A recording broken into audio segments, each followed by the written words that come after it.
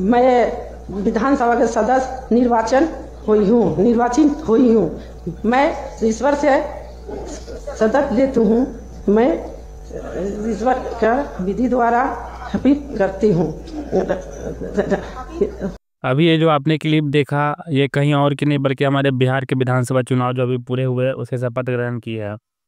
ये लेडीज नवादा के विधानसभा क्षेत्र की एक विधायक है जो सही से शपथ पत्र भी नहीं पढ़ पा रही है, फिर भी वहाँ के लोगों ने इसे जिता दिया क्योंकि वो इंडिया गवर्नमेंट जो इंडिया अलायंस है उसके जेडीयू की एक प्रत्याशी यानी एमएलए थी। उसने जेडीयू पार्टी से चुनाव लड़ा, इसलिए वहाँ से वो चुनाव जीत गई। तो बात हमारा ये है कि वहीं दूसरी तरफ आपने सुना होगा कि बिहार के एक बहुत बड़े मतलब अच्छे खासे पढ़े लिखे एमएलए के लिए चुनाव के लिए खड़े हुए थे, जिनका नाम आपने सुना होगा केसी सिन्हा।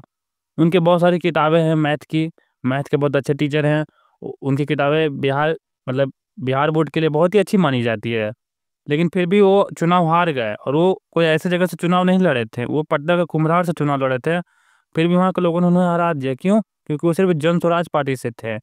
तो एक तरफ यहाँ ये देखा जाता है कि लोग यहाँ अपने विधायक को नहीं देखते हैं कि हमारा विधायक कैसा है, अनपढ़ है, गुंडा है, क्या है, पढ़ा लिखा है कि नहीं है, या बहुत ज़्यादा पढ़ा लिखा या अच्छा इंसान है कि नहीं है, ये नहीं देखते।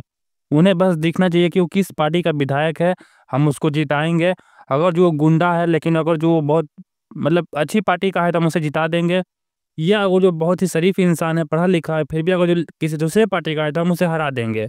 क्योंकि आपने एक और न्यूज़ सुनी होगी बहुत ही पहले, सुनील कुमार पिंटू। आपने इस इंसान को तो आप जानते होंगे बहुत अच्छे से, क्योंकि इसके दो वीडियो वायरल हो चुके हैं। ऐसे नहीं, 18+ वीडियो वायरल हो चुके हैं, एमएमएस वायरल हो चुके हैं। इसकी तारीफ खुद अमित शाह ने की थी, आप देख सकते हैं।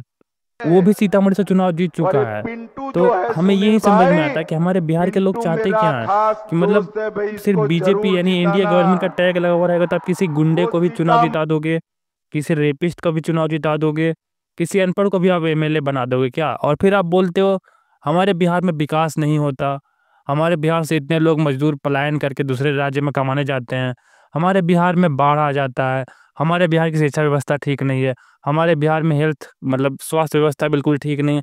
आपने कभी ये देखा ही नहीं कि आप अपने विधायक को कैसे चुनते हो।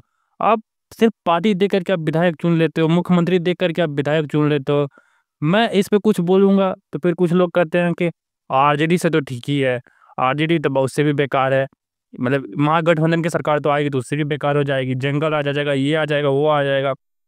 मेरा ये कहना है कि आप एक पार्टी एक अपने विधायक को तो देखिए। ये जो लेडीज़ है सही से शपथ पत्र भी नहीं पढ़ पा रही है, तो नवादा का विकास कैसे करेगी? अपने विधानसभा क्षेत्र का विकास कैसे करेगी? अब आप कुछ लोग बोलेंगे कि ऐसा थोड़ी ना कि विधायक बनने के लिए सिर्फ पढ़ा लिखा होना ज़रूरी है, पढ़ा लिखा भी तो चोर हो सकता है। हमारा कहना है कि बेसिक बेसिक स्टडी स्किल्स तो बेसिक एजुकेशन स्किल्स तो होने चाहिए ना। जो शपथ पत्र नहीं सही से पढ़ पा रहा है, वो किस बेसिस पे विकास करेगा? उसको अपने यहाँ की योजनाएँ तक नहीं पता होंगी कि उसके क्षेत्र में बिहार में कौन-सी योजना चल रही है, बिहार में नवादा की सबसे बड़ी प्रॉब्लम क्या है, अपने विधानसभा क्षेत्र की उसको प्रॉब्लम्स नहीं पता होंगी जब तक उसे कोई बता ना पाए। तो आप ऐसे लोगों को चुनाव जिता देते हो, फिर आप बोलते हो कि बिहार में विकास नहीं हो रहा है। और दूसरी तरफ हम इसका दोष गवर्नमेंट से ज़्यादा अपने बिहार की जनता को देना चाहेंगे कि वो वोट तो दे देती है, लेकिन फिर वो गवर्नमेंट से सवाल नहीं करती है, गवर्नमेंट से कुछ माँगेगी नहीं। 5 साल बहुत है, 5 साल देखा जाए तो बहुत है बिहार को बाढ़ को रोकने के लिए। लेकिन पिछले 20 साल से नीतीश कुमार की सरकार है और नीतीश कुमार ने बाढ़ रोकने के लिए एक कदम भी नहीं उठाया। ऐसा क्या काम किया उन्होंने कि बाढ़ रुक जाए? कोसी नदी का पानी हमेशा से पूरा इधर-उधर हो जाता है।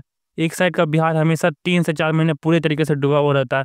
इस बार तो आपने न्यूज़ भी सुना होगा कि बिहार की इस साइड जवनिया का पूरा का पूरा गाँव बह गया।